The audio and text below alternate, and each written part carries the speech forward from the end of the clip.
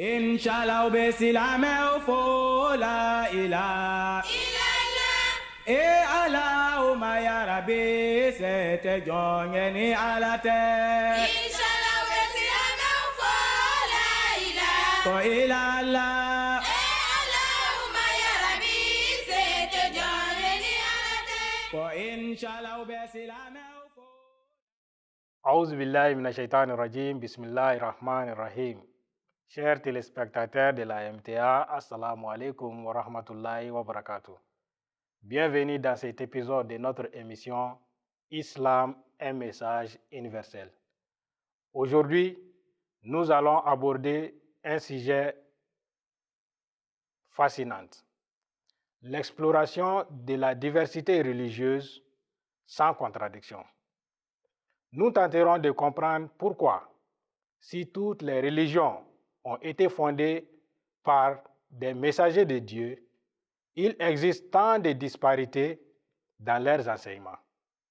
Est-ce que les mêmes dieux véhiculent des messages différents? Pour enrichir dans notre discussion, nous avons fait appel à deux de nos missionnaires, Oustaz Abdul Qadir Karakon et Oustaz Soreh Hussein, qui vont nous expliquer sur nos différentes questions. Oustaz Abdul Qadir, assalamu alaikum wa rahmatullah. Wa alaikum salam wa rahmatullahi wa barakatuh. Oustaz Soreh Hussein, assalamu alaikum wa rahmatullah. Wa alaikum salam wa rahmatullahi wa barakatuh. Pour ne pas tarder, nous ferons face directement à nos questions. Notre première question qui sera posée à Oustaz Abdul Qadir Karakon. Oustaz Abdul Qadir, si toutes les religions ont été fondées par des messagers de Dieu, pourquoi y a-t-il tant de différences entre les enseignements? Le même Dieu a-t-il des messages différents? A'udhu billahi minash shaitanir rajim. Bismillahir rahmanir rahim. Alhamdulillah. Merci pour cette belle question. Il faut savoir que c'est l'islam seul qui répond à cette question. Et cela fait partie des traits caractéristiques de l'islam aussi. Les différences qui se trouvent entre les religions donc, peut être expliquées selon les conditions différentes qui se trouvaient les peuples qui ont bénéficié de l'avènement des prophètes, des différents prophètes. Les situations et les conditions des peuples n'étaient pas les mêmes. Donc, les messagers ont été envoyés pour des missions spécifiques dans les localités différentes, avec des problèmes différents à résoudre. Donc, les solutions ne seront pas les mêmes, automatiquement. Donc, c'est ça qui crée, c'est ça un trait spécifique d'abord que nous pouvons donner comme explication sur les différences qui se trouvent parmi les religions aujourd'hui. Donc, deuxièmement, après l'avènement de ces prophètes-là, les enseignements ne sont pas sous une protection divine. Donc, au fur et à mesure, le temps joue sur le temps joue beaucoup sur les enseignements. Donc, il y aura beaucoup d'interpolations dans ces enseignements-là, donc avec le temps. Donc, et puis, les adhérents des différentes religions aussi ont créé beaucoup d'interpolations, donc en essayant de corriger certaines choses, car le temps donne ou le temps montre aussi des erreurs. Donc, souvent, eux aussi pensent qu'ils peuvent résoudre ces problèmes, donc en essayant de donner certaines solutions, donc qui deviendra des modifications aussi dans les livres, dans ces écritures saintes-là, donc qui créent des problèmes aussi. Donc, nous pouvons dire que c'est les deux facteurs principaux, donc qu'on peut diviser donc les différences de ces religions-là, donc que nous pouvons voir aujourd'hui. Par exemple, si nous prenons exemple sur le messager Isa alayhi salam, la croyance des juifs, des chrétiens et les musulmans se diffèrent totalement. Donc nous savons que les juifs, selon eux, ils ont pensé que le messager Isa alayhi salam n'était pas un prophète, n'était pas un vrai prophète. Donc en essayant de prouver cela, donc ils ont tenté beaucoup de choses, donc, en essayant de lui tuer sur la croix. Donc nous savons qu'à travers ces actes-là, il y a eu trop de différences entre ces trois religions principales. Donc les Juifs, selon eux, donc ils pensaient que Jésus alayhi salam ou Isa alayhi salam n'était pas un vrai prophète, car la crucifixion de ces messagers donc, prouve que non, ce n'était pas un vrai prophète. Donc les chrétiens, eux, en essayant de créer, de faire comprendre que Isa alayhi salam était un vrai prophète, donc eux, ils disent qu'il est venu pour ça, pour mourir sur la croix, pour que les péchés qui ont été commis, les péchés originels, donc, puissent être pardonnés par le Seigneur.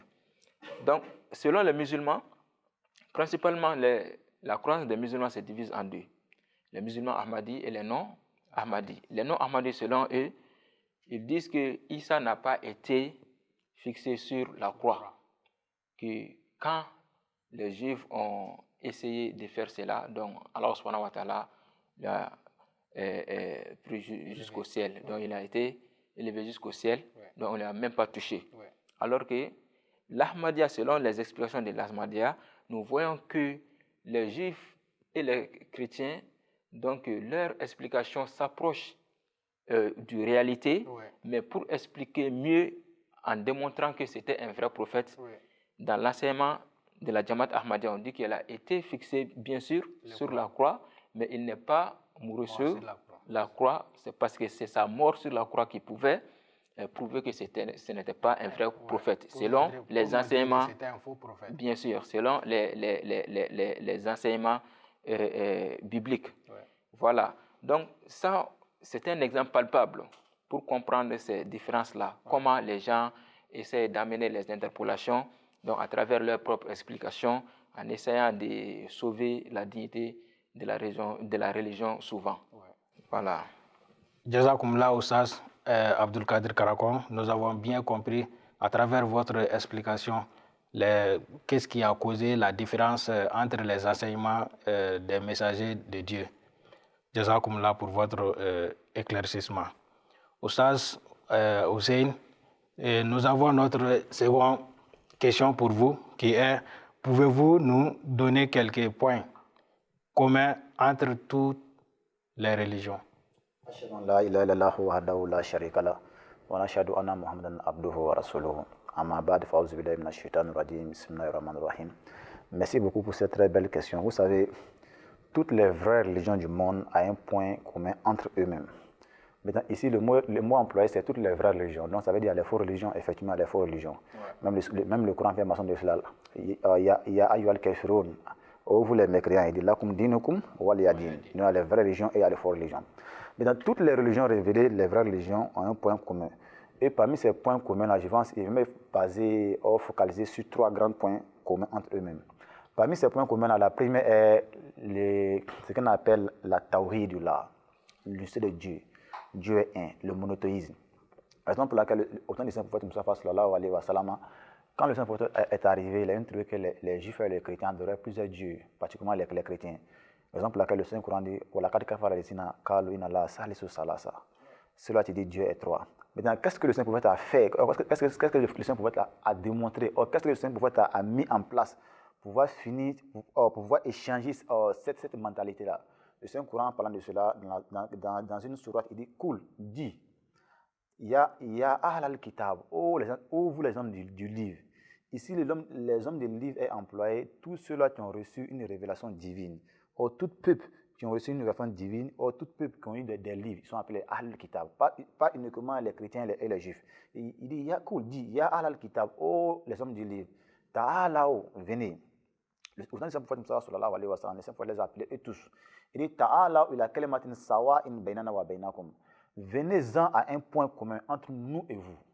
Donc voilà le premier point fondamentale que le saint prophète Mustafa sallallahu alayhi wa sallam a mis en place. Il dit Ta'ala ila kalimatin sawa bainana wa bainakum. Venez-en à un point commun entre vous et nous. Et quels sont ces points communs-là? Allah na'abuda illallah, que d'adorer un seul Allah, un seul Dieu. Voilà, nous shiriku bi shay'a, que nous n'associons personne à l'encore de ce Dieu-là, donc Dieu est un. Donc toutes les religions sont venues avant l'islam, ont prêché l'unicité de Allah subhanahu wa ta'ala. Donc c'est là que tu montres que cette religion est une vraie religion. Ouais. Maintenant, deuxième point fondamental, vous savez, l'imam Mahdi alayhi salam, dans l'une de ses didi, lui il est venu pour deux grandes raisons. Et parmi ces deux grandes raisons, la première est le hukukullah, les droits de Dieu, ou les responsabilités de l'homme envers son créateur, ou le hukukul ibada, et les responsabilités de l'homme envers son semblable. Maintenant, quand on parle de le hukukullah ou le hukukul ibada, maintenant, premier point, le hukukullah, les droits de Dieu. Qu'est-ce que sont ces lois de Dieu-là? La première chose que l'être humain doit faire, c'est Allah na'abuda illallah, c'est d'adorer un seul Dieu. Donc le seul Dieu-là que toutes les religions ont en commun.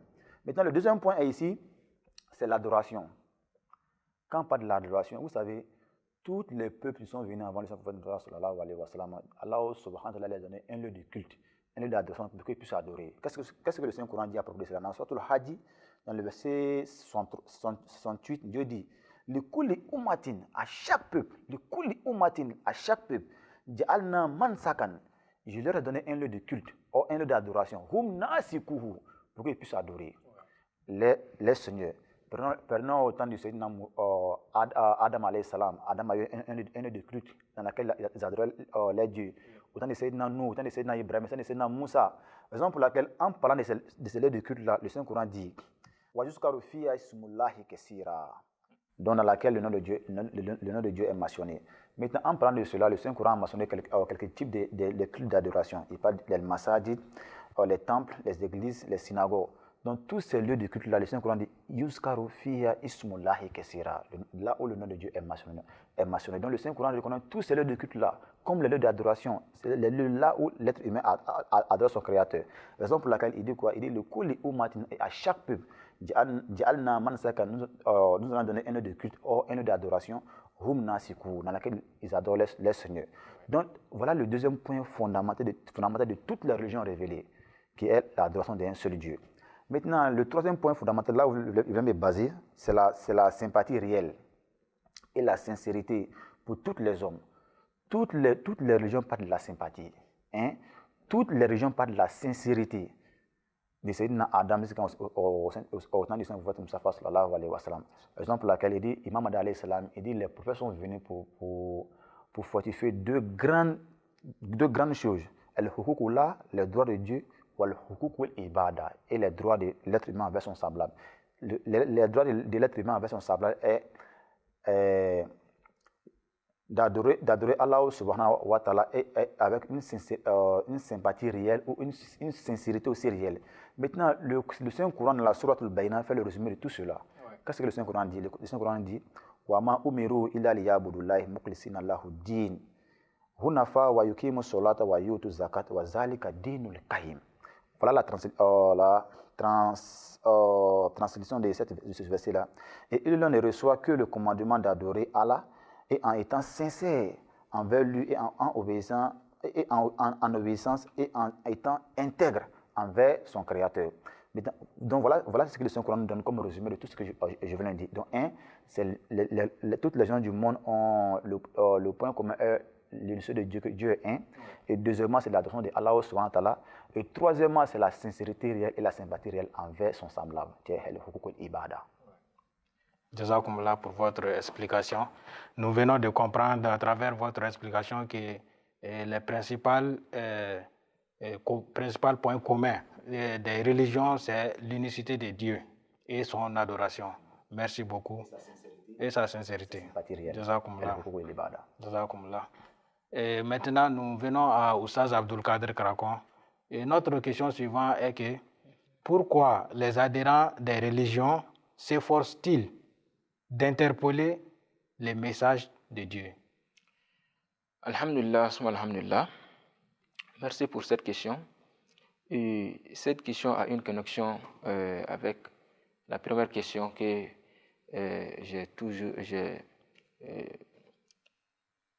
tout de suite répondu. Donc, à propos de l'interpolation qui se trouve aujourd'hui dans les différentes religions, donc nous savons que c'est dû au temps, mais les adhérents eux-mêmes se sont forcés à créer des interpolations pour mettre les enseignements dans leur faveur. Donc, par exemple, nous pouvons prendre exemple sur les Yahoud. Donc, dans le Saint-Coran, Suratul Maïda, verset 14, Allah subhanahu wa ta'ala nous dit yuharrifuna al-kalima an mawadihi wa nasu hazzan mimma zukkiru bihi, qui veut dire ils déplacent les mots de leur contexte propre et ont oublié une bonne partie de nos exhortations. Donc, en essayant de déplacer les mots de leur contexte, leur compréhension ou ce qu'ils veulent est d'essayer d'interpréter les choses donc, dans leur faveur. Par exemple, avant l'avènement du Saint-Prophète Mohammed sallallahu alayhi wa sallam, donc, il y a eu des tribus des Juifs qui se sont déplacés vers Médine. Donc, nous savons que les Juifs qui se sont installés à Médine, donc avant même l'avènement du Saint-Prophète sallallahu alayhi wa sallam, et que le Prophète sallallahu alayhi wa sallam a fait Hijra et a trouvé les Juifs déjà installés à Médine. Donc, dans leur histoire, nous comprenons qu'ils sont venus s'installer là-bas pour que le messager qui a été promis, le grand message qui a été promis, donc d'apparaître dans ce lieu-là, puisse être un de leurs descendants. Donc, c'est ce qui les a poussés à s'installer là-bas. Donc, à ce moment, ils comprenaient déjà que les promesses que Allah subhanahu wa ta'ala a prises étaient pour une autre nation. Mais pour eux, faire changement donc, vers une autre nation n'était pas normal pour eux. Il faut essayer de faire quelque chose maintenant pour tourner les choses en leur faveur. Donc, parce qu'eux pensaient que choisir un messager parmi d'autres tribus ou d'autres nations qui ne sera pas de leur, donc pour eux, ce n'est pas normal. Voilà, donc c'est à cause de ça qu'ils se sont installés là-bas. Donc, en essayant de faire des malinterprétations des versets bibliques, alors qu'ils comprennent ce qui a été dit, ce qui a été prophétisé dans la Bible. Donc, en même temps, il y a un autre verset qui dit Ya'rifunahu kama ya'rifuna abna'ahum, que le messager d'Allah, ces juifs-là le connaissent comme leur propre enfant. Parce que les prophéties qui ont été données dans leurs écritures saintes, parce qu'ils avaient toutes les informations à propos. Bien sûr, à propos de ces messagers. Donc les prophéties ont déjà éclairci toutes choses à propos de ces messagers-là. Mais pour eux, donc, ils essaient toujours de tourner donc, dans leur faveur. Voilà. Donc, à cause de ça, ils ont essayé de changer beaucoup de choses. Donc, donner des malinterprétations des versets bibliques. Par exemple, si nous regardons dans la Bible, dans l'Ancien Testament, dans Deutéronomie chapitre 18, verset 18, il est bien cité là-bas, là où Moïse alayhi salam dit, où Dieu dit à Moïse que je susciterai donc de parmi de leurs frères un messager, un prophète comme toi. Donc là-bas, toutes les explications montrent que les frères des Israélites, c'est les Ismaélites. Oui. Donc le saint prophète Mohammed sallallahu alayhi wa sallam est un descendant d'Ismaël alayhi salam. Là-bas, c'est très facile de comprendre les choses comme ça. Mais avec les interpolations, pour tourner les choses dans leur faveur, donc nous voyons que les chrétiens, très souvent, disent que non, c'est le messager qui a été promis ici, parle de Jésus. Donc il y a beaucoup d'autres exemples comme ça. Voilà. Donc c'est ce qui a créé beaucoup de difficultés dans la religion. C'est à cause de ça, quand nous nous retournons dans les sources, nous voyons qu'il n'y a pas de différence. Les différences sont vraiment mineures entre les religions. Mais avec le temps, donc, les interpolations viennent, donc, avec l'interpolation, avec la compréhension des gens, essayant de tourner les choses donc, dans leur propre faveur. Donc, c'est ça qui amène beaucoup de difficultés. Voilà. Donc, c'est dans le cadre des adhérents eux-mêmes. Voilà, c'est vrai, l'enseignement qui ont été venus avant le Saint-Coran n'avait pas la garantie, voilà, d'être protégés éternellement. Donc cette garantie a été faite seulement pour le Saint-Coran. Allah subhanahu wa ta'ala a bien dit qu'il protégera donc pour tout, contre toute interpolation.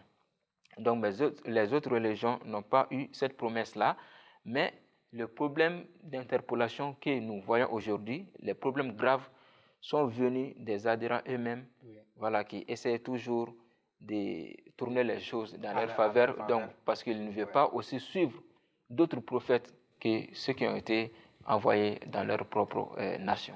Comme ce que les Juifs aussi voulaient faire. Et ils voulaient utiliser leur propre force pour contourner la prophétie en leur faveur. Ce que Dieu a voulu. Bien sûr, contre Isa alayhi salam. Jazakumullah pour votre aimable explication. Maintenant, Oustaz Souré, nous allons nous tourner vers toi. Et nous avons notre toute dernière question que nous allons vous les poser, et qui est, selon l'islam, les anciennes écritures sont-elles toutes caduques ou contiennent-elles encore des lumières? Vous savez, tout d'abord, avant de répondre à votre question, je vous remercie beaucoup parce que c'était une très bonne question. Vous savez, les écritures saintes, telles que la Bible, la Torah, les 5 Védas, les 4 évangiles, les 5 grands livres de la Torah, tous ces livres saints-là sont toutes les paroles divines de Allah subhanahu wa ta'ala, en leur temps révélées. C'est-à-dire, au temps où ces livres ont été révélés, étaient les paroles de Allah subhanahu wa ta'ala. Maintenant, comme le frère l'a bien dit, avec le chant, il y a eu beaucoup d'interpolations, il y a eu beaucoup de changements.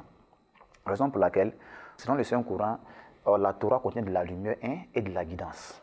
Maintenant, allons-y encore un peu devant, en lisant la Bible. Qu'est-ce que le Saint-Coran dit selon la Bible, les 4 livres de l'Évangile?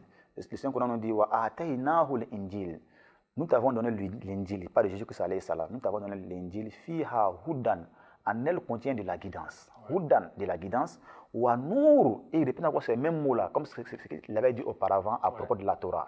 Il dit, nous t'avons donné l'Injil, fihi hudan, huda, en elle contient de la guidance, ou à nourun, et de la lumière. Ou à musaddiqan lima bayna yadayhi min at-Tawrat. Et ce livre-là est venu sûrement confirmer ce qui a été révélé dans la Torah. Donc cela veut nous dire, le livre Injil en tant que tel n'est pas un livre de charia, mais ça veut nous confirmer. Donc cela veut nous dire, tous ces livres-là sont des livres venant de Allah subhanahu wa ta'ala, mais c'est une continualité qui a commencé de Sayyidina Adam, c'est ce qu'on entend de Sayyidina Mustafa sallallahu alayhi wa sallam. Et il dit quoi? Wa hudan wal maw'izatan lil muttaqin. Et c'est une guidance aussi. Et wal maw'izatan lil muttaqin, une exhortation à ceux qui ont la crainte de Allah subhanahu wa ta'ala. Donc, selon ces 2 versets que je viens de réciter, nous dit que ces livres-là, ces 2 grands livres-là, à leur temps révélés, ont été les livres entièrement, les paroles de Allah subhanahu wa ta'ala. Mais c'est vrai. Maintenant qu'on lit dans ces livres-là, nous constatons qu'il y a eu beaucoup de changements, il y a eu beaucoup de modifications, il y a eu beaucoup d'interpolations. Et où sont venues ces interpolations-là, comme le frère l'a bien dit? Et le Coran aussi fait mention de cela. Le Saint-Coran dit quoi? Il dit yuharrifuna al-kalima an mawadihi wa nasu hadha mimma zukiru bihi. Et ils déplacent les mots de leur contexte propre et ont oublié une bonne partie de notre exhortation. Voilà ce que le Saint-Coran dit. Ils essaient d'échanger les mots à leur place. Sinon, à l'état révélé, ont été des livres entièrement révélés à Allah. Maintenant, selon le Saint-Coran, comment peut-on reconnaître une religion maintenant vraie? Voilà ce qui nous intéresse beaucoup. Comment reconnaître que cette religion était une religion vraie? Parce qu'il y a plusieurs religions. Si nous regardons dans notre globe, il y a beaucoup de religions. Mais parmi ces religions, comment reconnaître cette religion, c'était une religion vraie ou cette religion est venue à Allah subhanahu wa ta'ala? 1. C'est d'étudier tout d'abord son origine. Pour reconnaître qu'une religion est vraie, le premier critère est d'étudier déjà l'origine de cette religion-là. Et si cette religion n'a pas d'un Dieu, un, or si cette religion n'a pas de l'unité de Dieu, c'est que cette religion est vraie. Maintenant, prenons le cas de Nabila Isa alayhi salam et Nabila Youssouf et Nabila Moussa alayhi salam. Tous ces prophètes ont parlé d'un Dieu un, d'un Dieu unique. Ils n'ont pas parlé de 2 dieux. Donc cela veut dire que leur religion, à leur source, a été des bonnes religions. Maintenant, aujourd'hui, hélas, aujourd'hui, il y a eu beaucoup d'interpellations. Mais avec le temps, parce qu'à chaque fois quand le temps change, les gens essaient de mettre des changements dans la région. Mais dans le cas du Saint-Courant, comme l'a su bien mentionné, Dieu a pris l'engagement de protéger le Saint-Courant. Il dit, nous avons pris l'engagement de protéger le Saint-Courant. Mais ces autres livres révélés avant le Saint-Courant, Dieu n'a pas pris cet engagement. Raison pour laquelle aujourd'hui il y a eu beaucoup de changements. Mais nous, en tant qu'Ahmadistes, nous croyons à ces livres-là quand ces livres-là et le Saint-Courant sont unanimes. Jazakumullah pour votre aimable explication. Nous avons bien compris tout ce que vous venez de dire à propos des points de lumière qui se trouvent dans les anciennes écritures. De la même chose pour Oustaz Abdul Kader Karakon, Jazakumullah à vous aussi pour votre aimable explication. Et puis à travers vos explications, nous comprenons qu'il y a des passages de lumière dans les écritures passées, ce qui fait qu'il y a des gens, les Juifs ont même essayé d'aller s'installer à Médine pour attendre les prophètes qui doivent venir passer à cause de la lumière, de la petite lumière qui se trouve là-bas. C'est pour cela qu'eux aussi ils sont venus s'installer. Jazakumullah pour votre explication.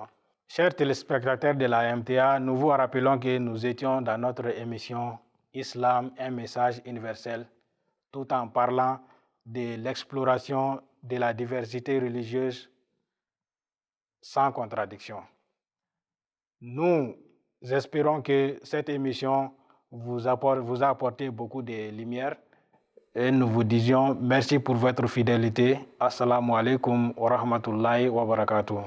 Masala minye sangolo dangola ila Masala minye dugu kolo dangola ila Masala minye alikaba dangola ila Masala minye alijana dangola ila Masala minye jahannama dangola ila Allahumma ya Rabbi, c'était John Yeni Alate, Inch'Allah,